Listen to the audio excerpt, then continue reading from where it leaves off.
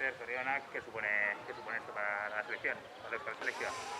Bueno, creo que es otro paso, ¿no? Al final el sentirte reconocido y ver que de alguna manera pues, el nivel que tenemos pues, está bueno, pues, por lo menos parejo a este tipo de selecciones, incluida una que viene de jugar un mundial, pues bueno, yo creo que eso es para sentirnos pues, muy orgullosos, ¿no? Teniendo en cuenta que además pues, el hecho de no ser una selección oficial pues, nos impide en ese tipo de partidos pues, contar incluso con otras jugadoras que le pueden dar todavía mucho más nivel. Yo creo que al final contentísimo, ¿no? De que hayan podido participar todas, de que verdaderamente se vea el nivel que tenemos aquí, y yo creo que eso ha quedado ahí plasmado, ¿no?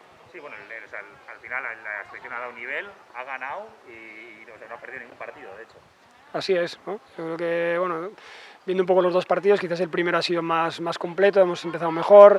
También es cierto que es el partido que más fácil lo puedes preparar, porque es el que tienes así delante, bueno, la gente está más centrada, y luego el hecho de cambiar de un partido al otro, pues bueno, entran otras jugadoras, un montón de jugadoras nuevas, las que estaban se tienen que acoplar un poco, cambia el sistema, y ahí nos ha costado un poquito entrar en el segundo partido, ¿no? Pero yo creo que también al final nos ha faltado igual unos cuantos minutos, porque yo creo que el equipo ya empezaba ya a carburar un poco, pero bueno.